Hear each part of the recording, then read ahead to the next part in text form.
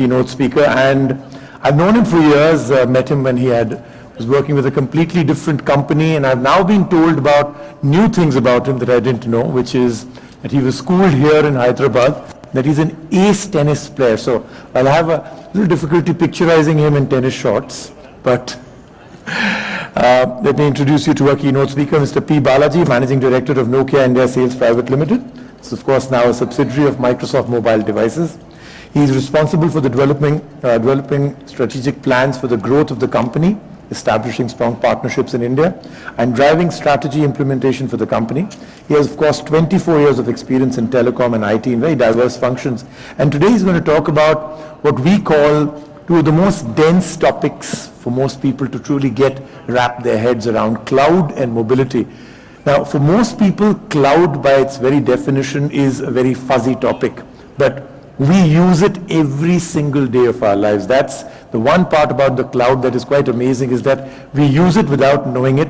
It's changed our lives, and yet we call it a very complicated technology. So today, he's going to talk about this and a whole lot more. Please put your hands together. Mr. P. Balaji.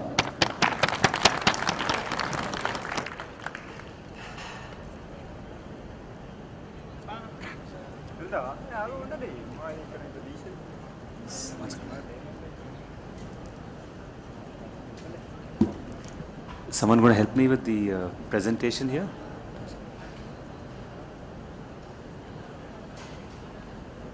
Sorry, I'll just take probably a minute to set the presentation here on. On that, okay? All right, perfect. I'll just switch on. I don't need to use this.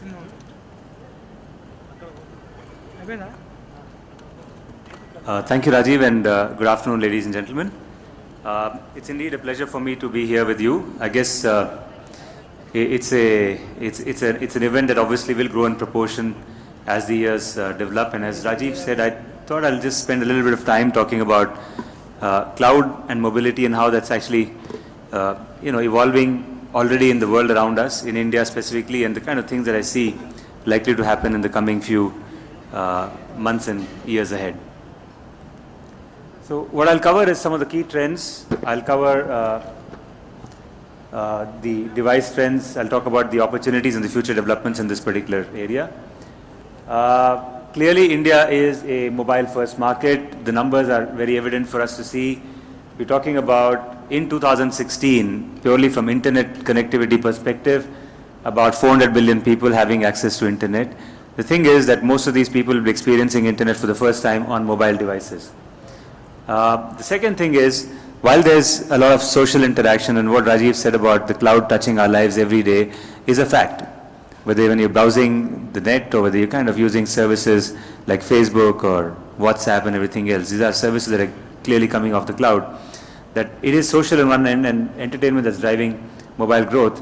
But a lot of these things will change in the future, where the opportunity for us in the context of inclusive growth is tremendous, and the opportunities for us to use the cloud in that domain also is very good.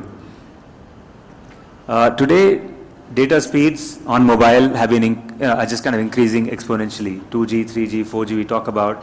The fact is that connection speeds on the mobile devices are going to go up 2.5 times in the next 3 or 4 years. That's tremendous in terms of the speed at which you can access information and the way you can upload and actually do things on the fly.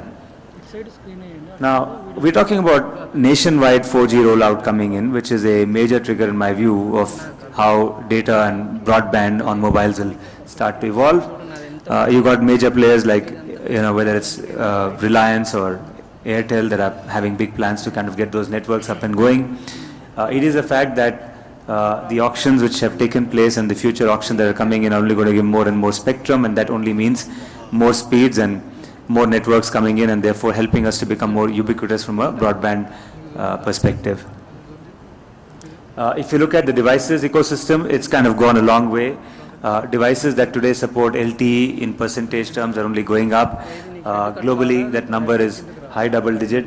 If you look at the services, they have evolved a lot over the period of time, whether it's video on demand, whether it's gaming or video calling or TV or Internet of Things, the things that are actually evolving.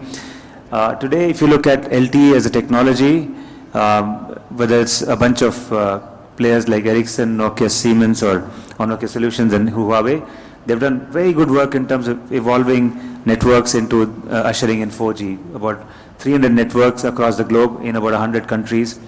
And clearly even the technology that India has deployed, which is a mix of what is called 2300 TDD and 1800, is something that's been deployed by many operators in the world. And therefore, the scale of economy that is the reason why we have 850 odd million mobile subscribers today is what will spur the whole mobile broadband revolution. So the outcome of that is in about 5 years, we're talking about growth in mobile data to the tune of 25 times. And that's about 5 times growth every year. That's huge. Of which it's expected that video would be a significant portion, about 62% of all the traffic. How is that going to happen? Well, it's because there are a huge bunch of trends that have taken place in the devices space itself. Smartphone subscribers have gone up, tablet subscribers are going up. All of this means that the scale that gets added on and therefore the cost of electronics starts to bring phones into affordable levels. Today, the average screen size on handsets, if you look at 2012 and 2013 August, it's about 18 months. You're talking about 2.9 inch, which is the average size of a device, going up to 4.6. It's a huge implication in terms of the kind of services that people can deliver on those platforms and the kind of user experience that you get with it. More for less is something that's taken for granted in our country, but the speed at which it's happened. If you just look at 2008 to 2014, I've just put some devices out there to talk about the kind of things that have actually been packed into those devices. Already in 2008, we were saying that some of these devices had so much computing power as an Apollo spacecraft that went out to the moon in the 1960s to what we have now. At $100 is a huge impetus for mobile broadband coming in. And therefore, cloud services becoming even more impactful in our lives on a day-to-day basis. I've just put a few of these things in terms of what the big drivers could be. We talk about infotainment, education, health and payment. And infotainment on the growth is on the go is something that we are seeing already today. Whether it's online gaming or video on demand. This time, I know Rajiv, you and I were there in Mobile World Congress, and we were wondering what was a car doing in a tech show. We had Volvo out there, and they had a wonderful demo on how they were actually converting their car into a Wi-Fi hot zone, a Wi-Fi hotspot, right? And that's really what they kind of said is possible. Now, truly, that's bringing mobile or broadband on the go. You look at taking education to students. I'm saying that the start is about putting them on a form factor like tablets. Now that obviously makes people get their lessons on the go. But clearly, a lot of innovative companies that we are talking to already, as Nokia / Microsoft, who are actually bringing them onto 4-inch devices. They're purposing information. They're kind of using new ways of bringing learning to people. I see now. In olden days, people used to be preparing for, GRE or for a CAT exam with word lists in their hands, and now you've got all of these things available on a mobile phone on the go. Things like these are things which will also kind of have a huge impact. I think the minister was talking about skills development. Again, mobile and broadband on the go with cloud can absolutely revolutionize the way people learn. And then care on wheel is something that I consider as the next big stop. If you look at health services, a lot of things that we could do today in primary care would absolutely, would make sure that productivity of people and societies can go up. The fact that people can get timely help and that can, go a long way in terms of making sure that their livelihood is protected for the future is something that I see happening. In my previous organization, there was a very strong pilot that we drove as an industry in terms of making sure that we could get the power of broadband in healthcare and telemedicine. Small experiment, 5 villages covered, 70 kilometers of Chennai, close to Mahabalipuram.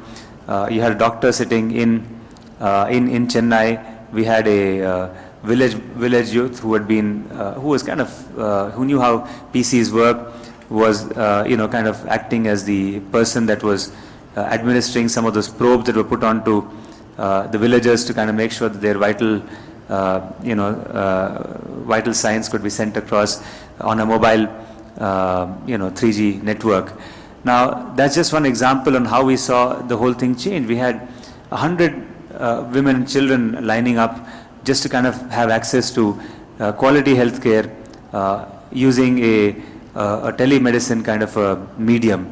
And he just gave us great hope, saying that imagine 5 years out what kind of revolution that he can do with broadband networks that are ubiquitous and across the country, with people that are having enough knowledge to kind of just put the probes out there, which itself are becoming very cheap, and then with mobile devices or other form factors that you can actually make a lot of impact in the lives of people. And all of this again would be cloud and mobility coming to the to the solution, so to say. Since we're on a devices show, I think if you see Rajiv's tech shows, you'll probably see a lot of this in any case. But I think whether it's wearable devices, whether it's different user interfaces, gesture, voice, 3D, hover, a bunch of things that you keep hearing about, all of those things will start to come in. And I'm sure that, whether it's the body as an interface, or whether you talk about flexible displays or smart appliances or the Internet of Things, all of these things are absolutely still being driven by the two things that I talked about, mobility and cloud. Things like these are going to basically envelop our lives, change our lives significantly, improve our quality of life.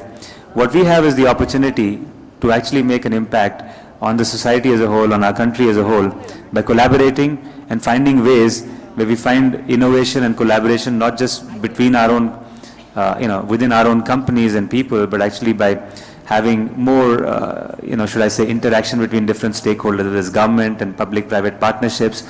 All of those things need to kind of come into place in order to see a more, should I say, a more stronger and vibrant India. So I broadly thought I'll cover that much in this presentation, and if there are any questions, I can take that. Or thank you.